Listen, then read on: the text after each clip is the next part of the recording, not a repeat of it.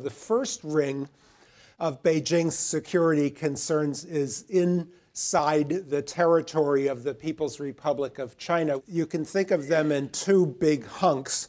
One is the heartland, the demographic heartland of China, where most of the Chinese people live, who are of the Han ethnic group, 94% of the Chinese population.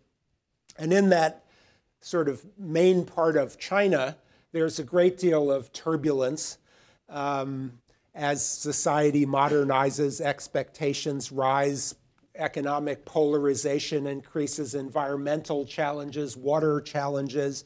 The ideology has lost its credibility. People are believing more and more in religion. People are demanding more from the government. So there's constant turbulence in this Han heartland that the security apparatus has to manage. And then the second part of the first ring is the national minority areas, which include, of course, Tibet, not only the Tibetan autonomous region that you see on the map, but those other parts of surrounding provinces around the Tibetan autonomous region where there are a lot of Tibetan people living. It's actually in those regions, Tibetan demographic regions outside of the TAR is where these self-immolations have been taking place. So the Tibet problem is even bigger than the footprint of this thing called Tibet on the map. And then there is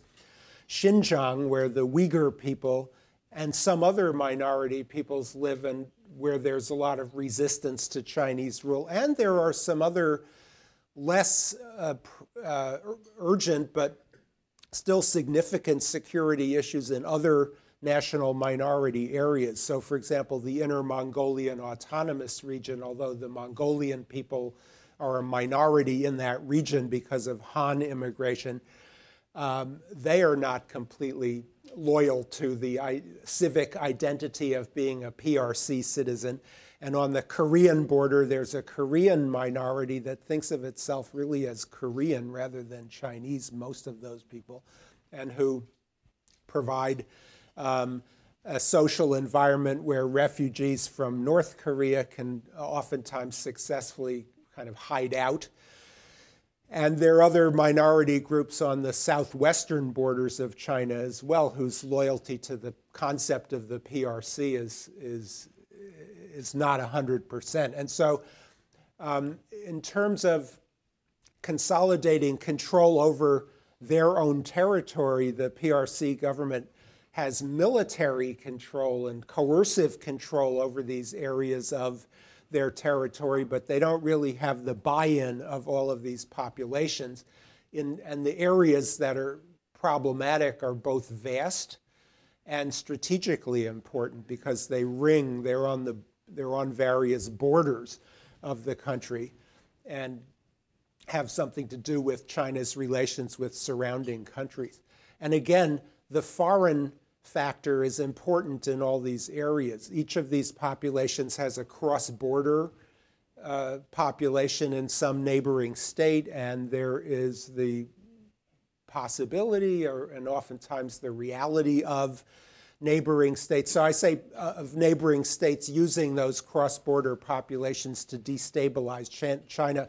I say the possibility or the reality because in the case, for example, of the Uyghurs, China has achieved the buy-in of the neighboring Central Asian states through the Shanghai Cooperation Organization that those neighboring states, Kazakhstan, Kyrgyzstan, they won't allow their resident Uyghur populations to assist the Uyghur movement inside of Xinjiang. So, of course, there's some leakage there, but basically those neighboring states are cooperating. But when you look at Tibet, it's a different picture. The Indians do provide a